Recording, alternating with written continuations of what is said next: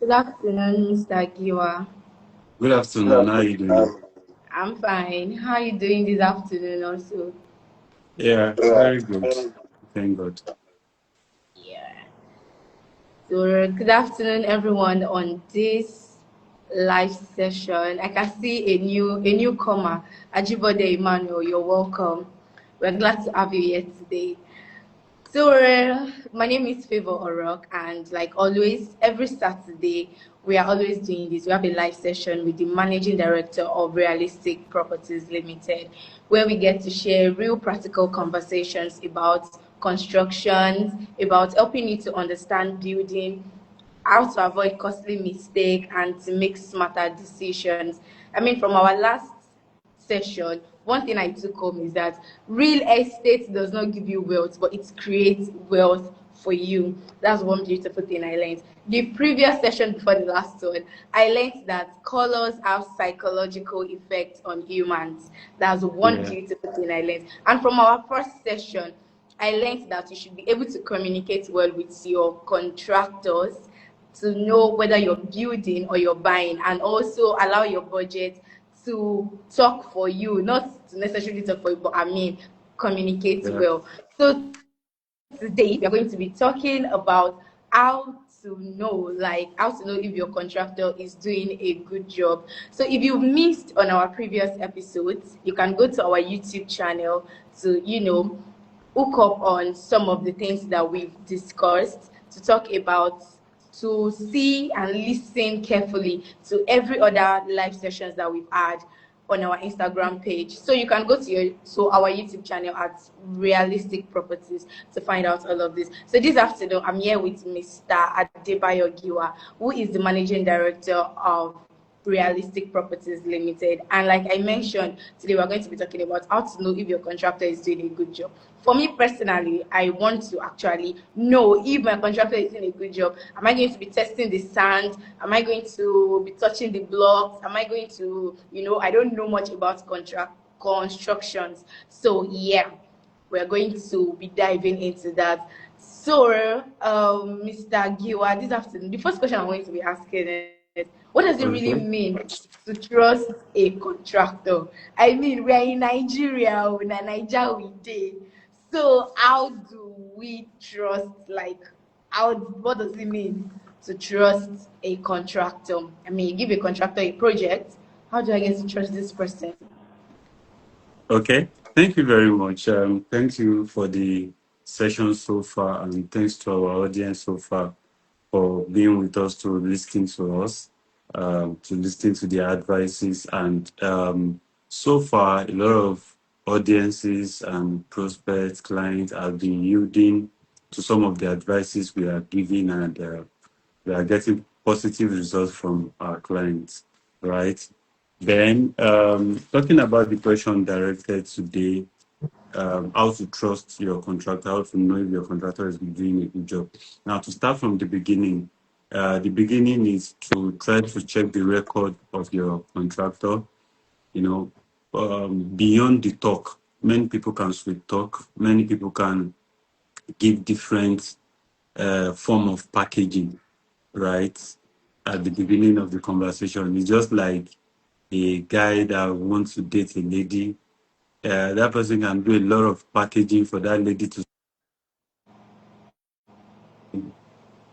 right. But what is going to happen after the election is won? You know, so that is where the job is, right?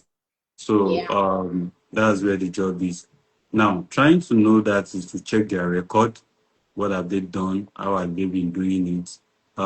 Nobody should sugarcoat things for you that is going to be smooth throughout, right? So how honest, how sincere is that person is in the conversation? For example, even on our page, we still show some of the challenges we face while doing a job, because doing a construction, because you have a lot of things to assemble together, you have the environment to deal with, you have the government agencies to deal with, you have the area, let me say area boys or money and all that we spoke about before to deal with. So it's not always rosy. So how um, honest is the contractor?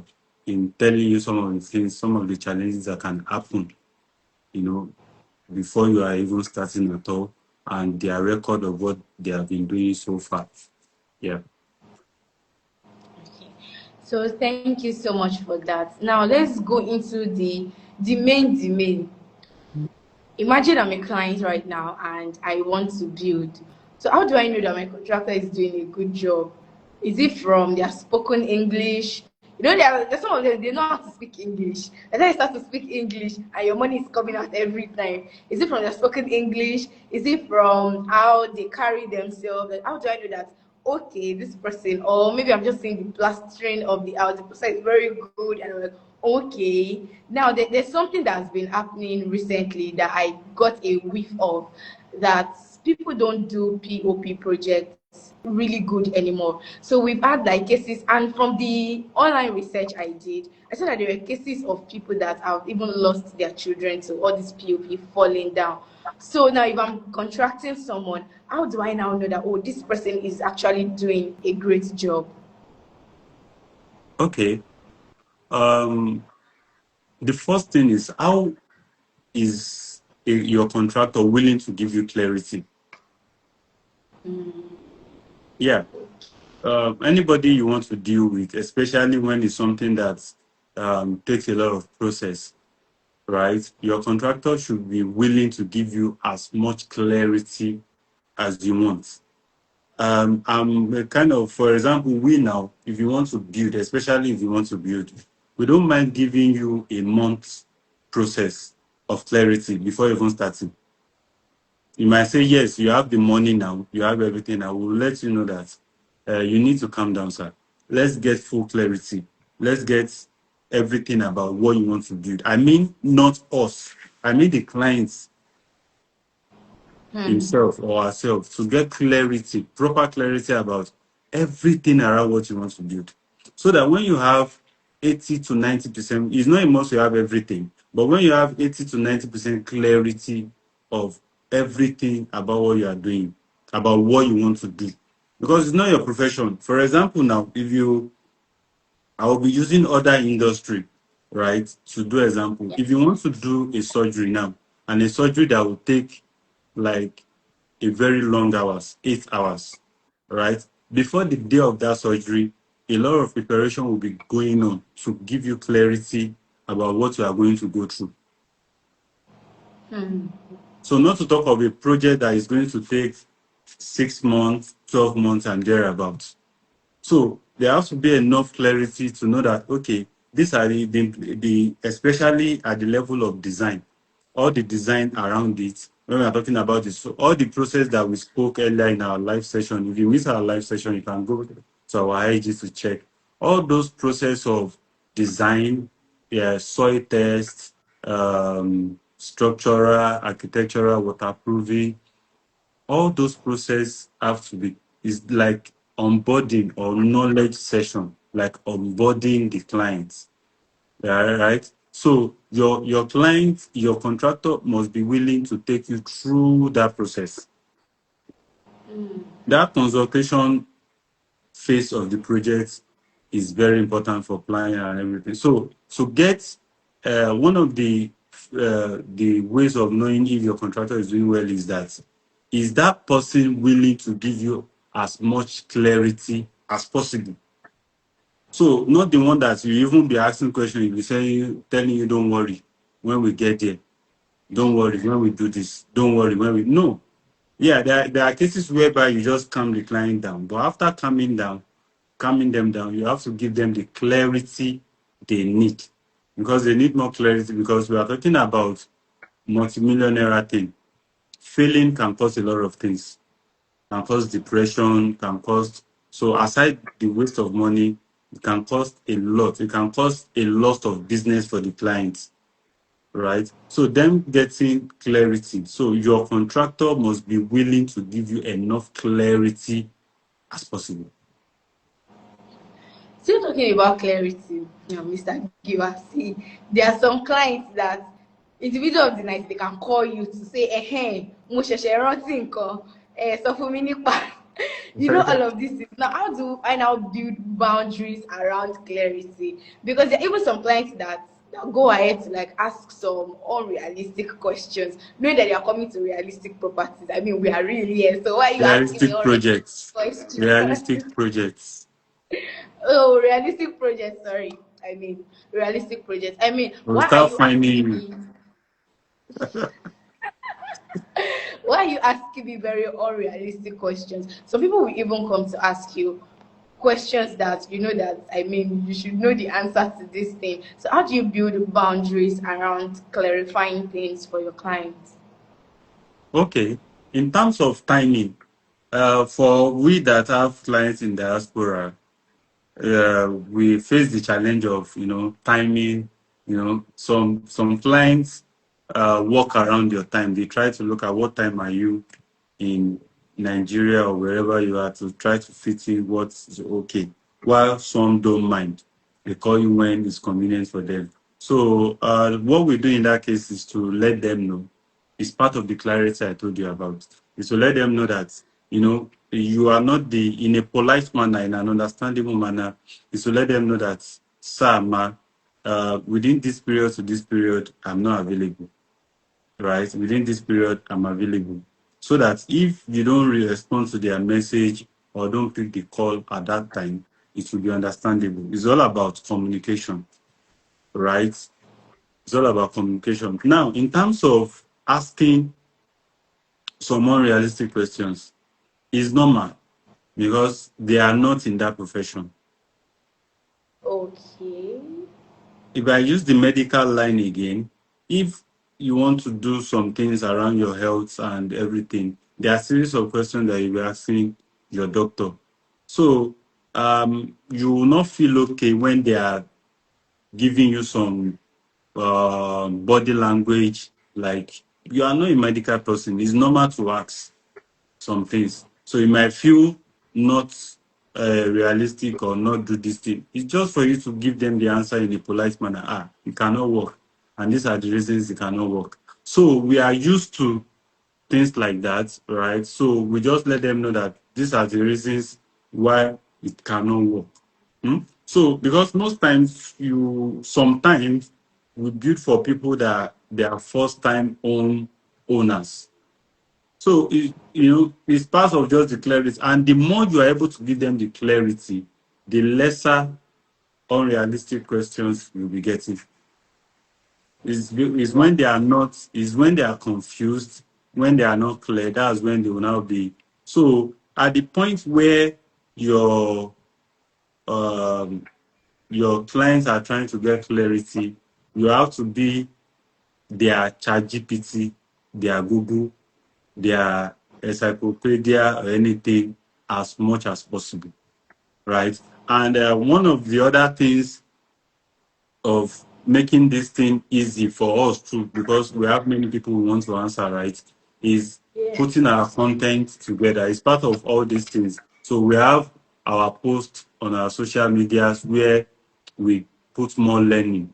For example, in this week, we put some things about types of Fire Foundation, right? Different series. So some clients that have read through our knowledge base, or let me say our knowledge bank, both on social media and on YouTube, they are getting educated more by more. So even some of them, it is from what we've posted, one of the information that we have passed, that they will screenshot or share with us that, okay, if this is what you mean about this, is this what you mean about that? And they get clarity, and yeah, we are good. So you're saying it's normal to expect some unrealistic questions because most of these clients are not related and can basically not even understand some of the things in the field. Yeah. Okay. So still talking about from clarity, now let's move into other things aside clarifying things. So what are the level of commitment to expect from a contractor for me to be able to trust them like 100% aside from just clarifying things for me? I mean, clarity sounds like a foundation, like a pillar for where other things grow out of. is like a tree, then other branches are like coming out of it. So aside from clarifying, so what are the level of commitment that I should expect? You know, some contractors are fond of saying, oh, when we get to the bridge, we'll cross it. And we've already spoken about clarifying things. How clarity like have to be the foundation of what you should expect from a contractor. Okay. Um, one of the things is that your contractor have to have structure. There has to be a structure at which they want to use to deliver your project or to handle your project. Structure in the terms that uh what does the team of the contractor look like, right? How is he having maybe a site manager, a full-time site engineer on your project? Because that contractor you're talking to have many other projects that they're handling. So they have to have team, right, that are stationed per project, per building. So some of the questions is that what structure do you have to handle my projects? What structure do you want to use to handle my project? So in knowing those things, you'll be able to know that can this person handle this project as they are saying, because after the plan, after all the tests, after all those things, after all the clarity, bill of quantity and all that, right? Now it gets to execution. So what structure do you have to, right, to execute my project? For example, now, aside building materials and labor, one of the really needed thing in handling a project is machines and tools, right? So as you are the contractor, what capacity of machine and tools does your contractor have also to make sure that they are handling things the way they ought to, right? So all those aspects are there to watch out for. So we've spoken about clarity and we've spoken about structure. So let's move into some of the things that we will see that should be like red flag. I mean, I might not be familiar with construction, with building, and everything that has to relate with construction as a whole. If I'm a client and I've hired a contractor, so what are some of these red flags that I should watch out for?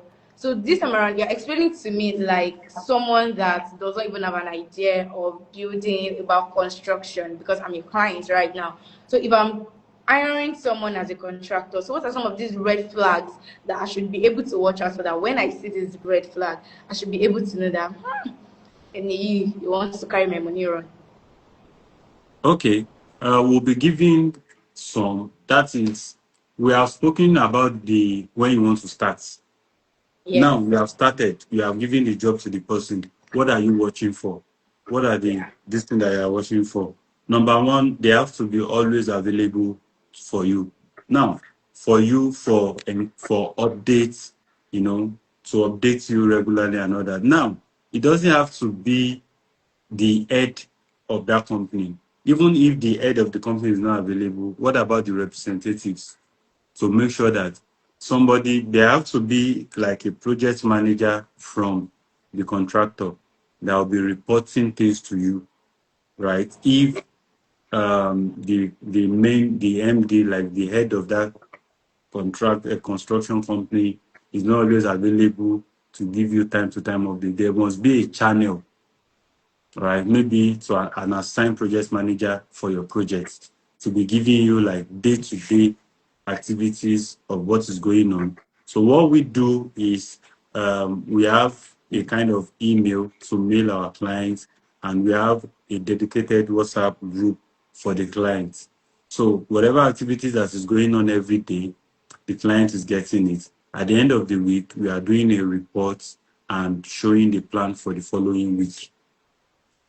So when the client says that, okay, this is what we are doing next week, you can ask questions around that, then we answer. So with that, the clarity is there. So number one is that your contractor have to be giving you updated information regularly as you need them. right? Then number two is that your contractor should not just be making adjustment on site without a kind of approval. Is either within the consultant or the one that needs the client's approval. So if you feel like during construction you're having a challenge with doing a certain thing, right, and feel like the adjustment you are going to make will, will lead to a structural adjustment or something we might call a physical adjustment. Because if you have promised your client that this place is going to be 4 meters, and for some reasons you have to do 3.5 meters for that space, that one now is a physical adjustment. Your clients have to be aware so that by the time they are moving in, they will not be seeing a different dimension, a different space. And if it's a structural thing, maybe uh, you want to change a particular reinforcement to the other one thereabouts, the consultant that you are doing the job together, maybe the structural engineer, have to be informed, right? So that number two is to make sure that um, uh, no adjustments is made without approval of the stakeholders. So your contractor shouldn't just be making changes, right? Then number three, no constant excuses, excuse on this. Maybe things are not moving well. There is no proper details or proper reason why those things are not moving well, right, on site. Maybe not working with schedule, not working according to giving you all those kind of things, right? And also the quality of job done, mixing ratio, reinforcement alignments, all those things. There shouldn't be constant excuses for errors, right? So those are the major. Yes, like I said, there shouldn't be constant. If there is proper planning, why are there constant excuses on why this is not done, that is not done? So complaints should be, the contractor should make sure that complaints is limited, right? Clients should not be complaining all the time. If you give the client enough clarity, right, then there shouldn't be like regular complain about things, right? So things should be done according to the quality, according to schedule, and all of that. Yeah. So we should move into the green flags. What are some of the things that a contractor would do and it will signify that this is a green flag? Aside from clarity, communicating well, and also updating us on a dedicated WhatsApp group or something to just show that this is accountability. What are some of these green flags that a contractor will push to his clients or our clients that will make you know that we're on the right track? Okay. The opposite of red flag is green flag. The opposite of not doing well, things that you are doing that is not okay. The opposite of it is doing them well, right? So updating your clients regularly is a green flag because if you are proud of what you are doing, updating them regularly will not be an issue for you, right? So Yeah.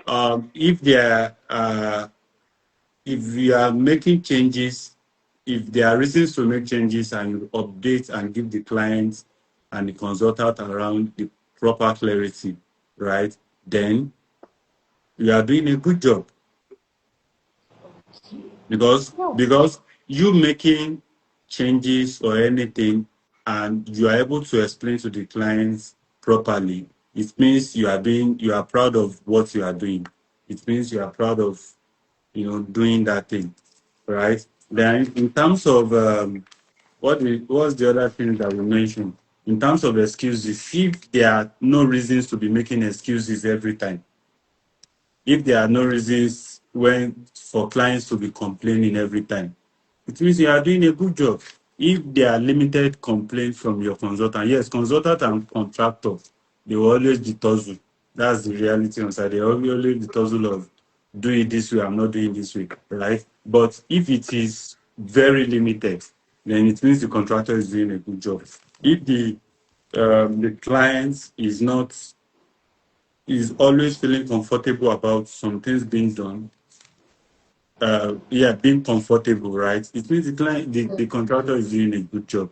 And if there is no government complaint, um, if things are running smoothly, you always feel the positive energy, and it means the contractor is doing a good job, doing things according to the plan, approved plan, doing things according to how they should be.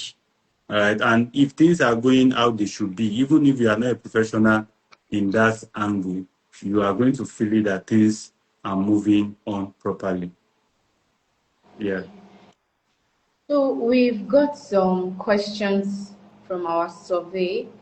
So this Okay. person is asking that how can I objectively measure the quality of work being done on my site without relying only on the contractor's word? And I think from your explanation in the beginning, you mentioned availability.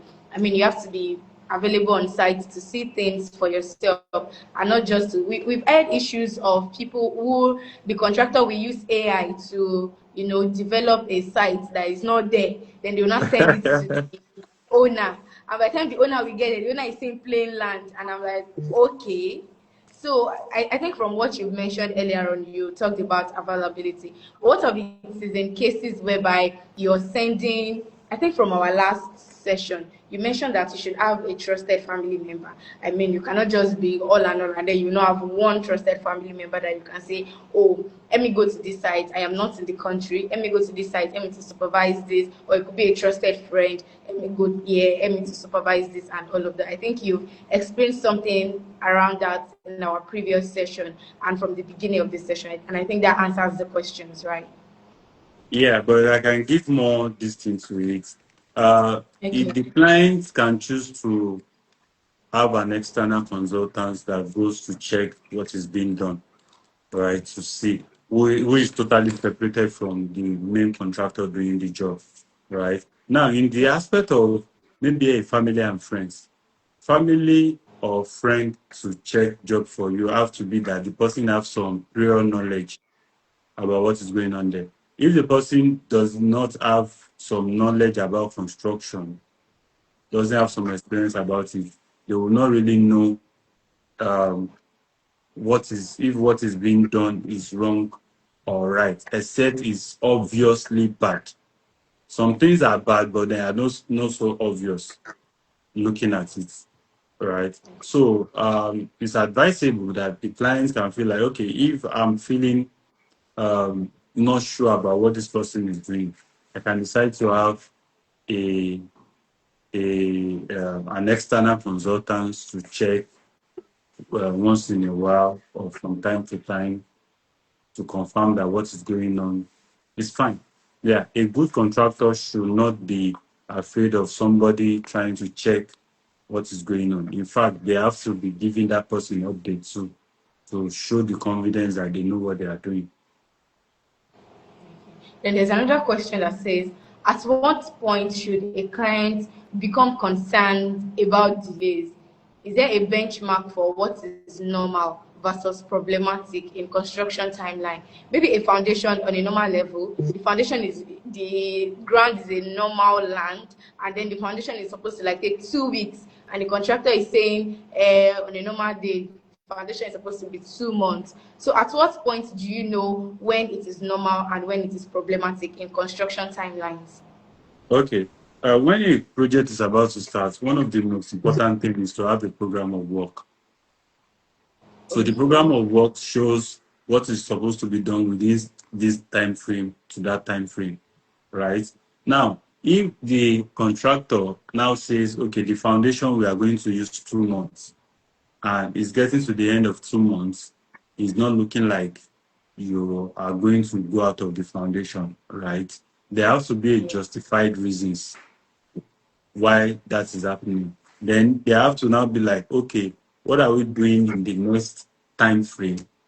For example, if the next time frame is to do so items, how are we merging the overlapping that we are having from this current stage and use the next stage, the time for the next stage to match the two together so that you can now have a balanced time frame. So now, if things are going out of schedule, the contractor must be able to give clarity why it is like that. There must be some justifiable reasons.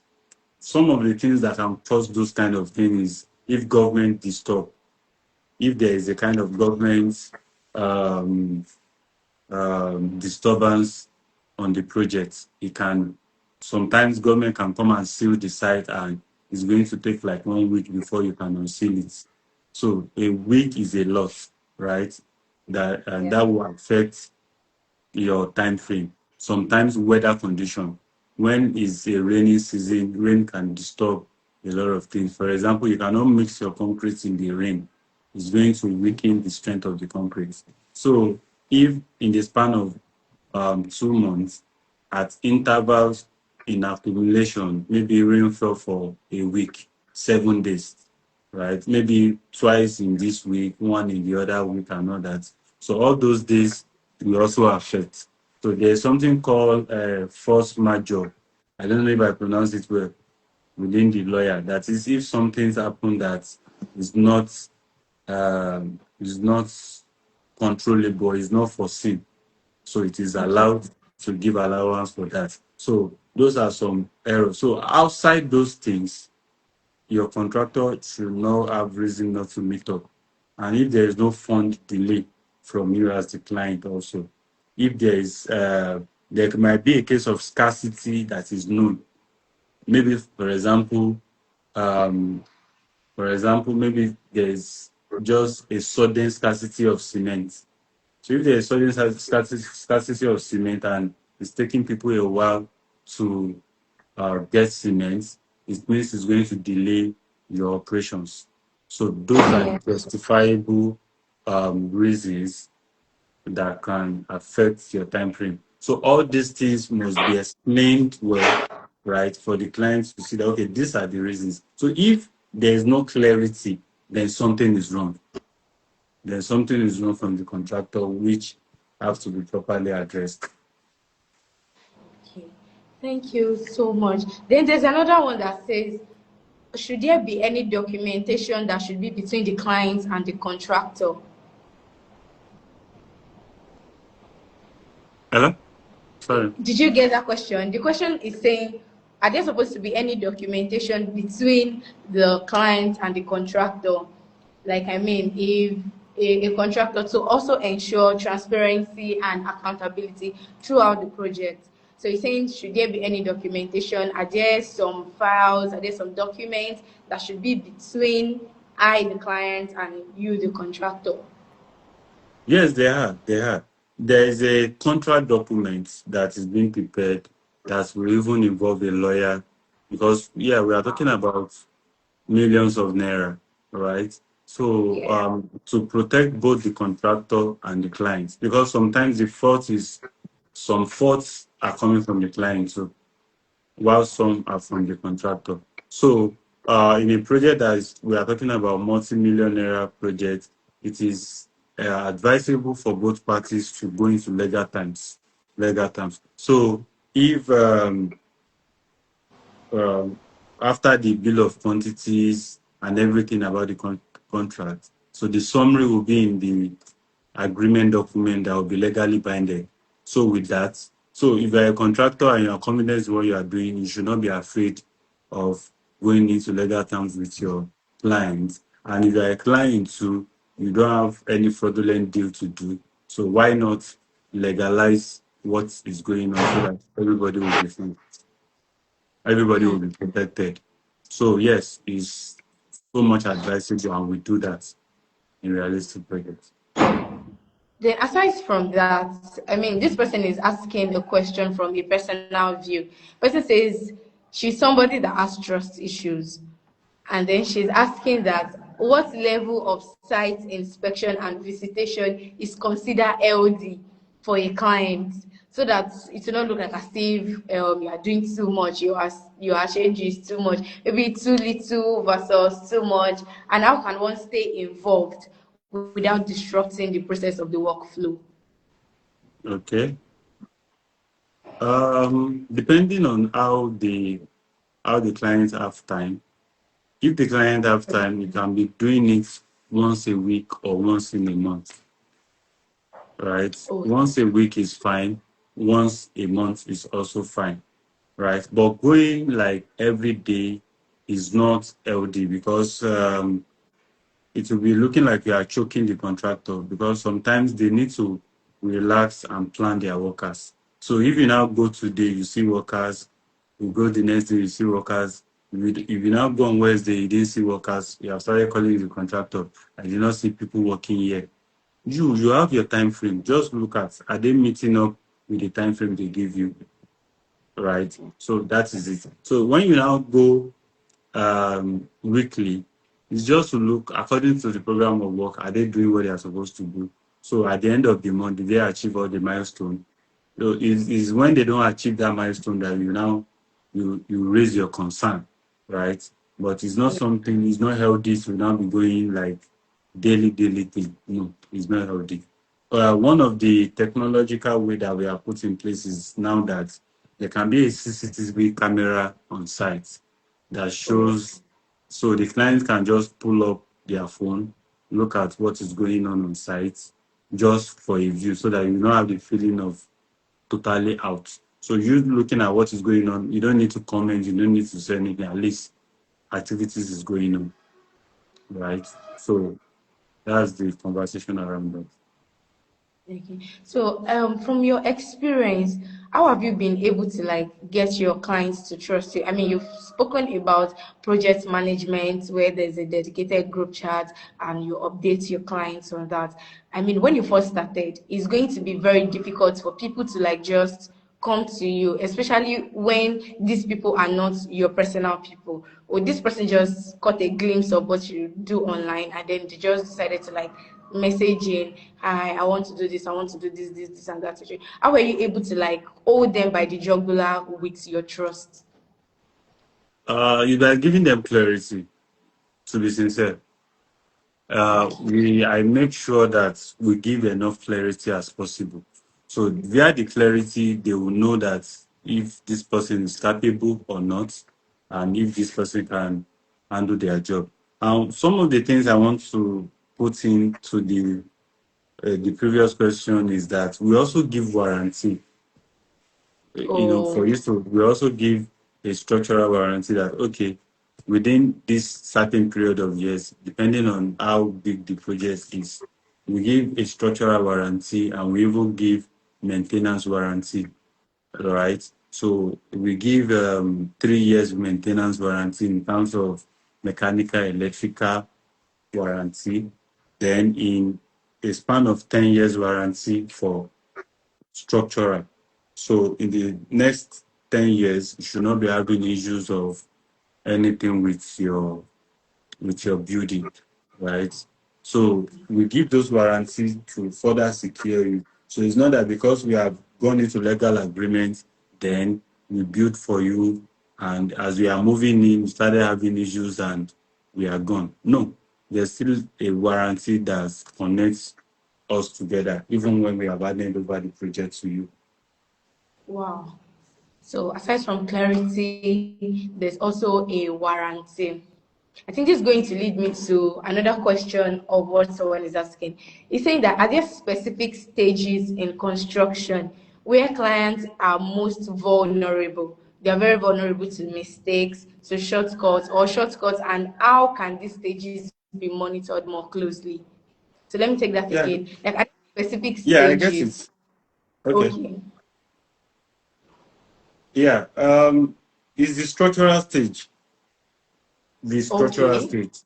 Clients can identify sometimes a bad tiles, a bad POP, a bad painting, but clients cannot easily identify structural issues, right? So one of the most vulnerable stage for clients is the foundation stage. So if the foundation is poorly done, it can be looking neat, but structurally it's bad, right? Okay. So the clients cannot easily know those aspects until the effects start coming up. And some effects will not come up immediately. Some effects will come up a long while after the project is being done, right? And some will come up immediately. So the foundation work, then all the structural members, the columns, the beams, the slabs, the roof beam, all those aspects are aspects that clients will not easily get what is going on there.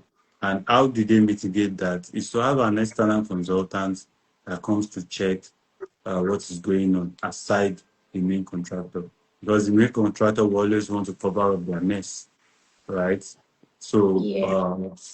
having an external consultant helps you sort that. Yeah. So let me quickly dive into the last stage about sharing some simple checks clients can do. I mean, I am not someone that is familiar with building construction. So if I should get to a site and my site and I want to check simple checks that will make me know that, okay, I mean, this contractor is doing a good job, this contractor is doing something bad. How can I get some of these simple checks? Is it by, maybe I want to know the kind of sands they are using? Maybe I take the sand up, that thing that they will throw it up, breeze will blow it.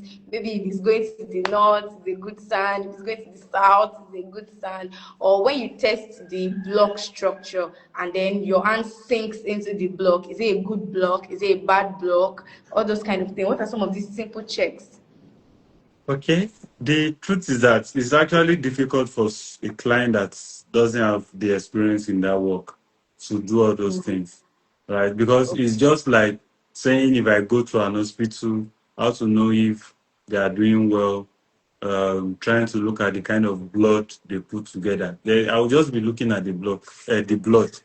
I cannot really say hey, because this one is lighter, this one is.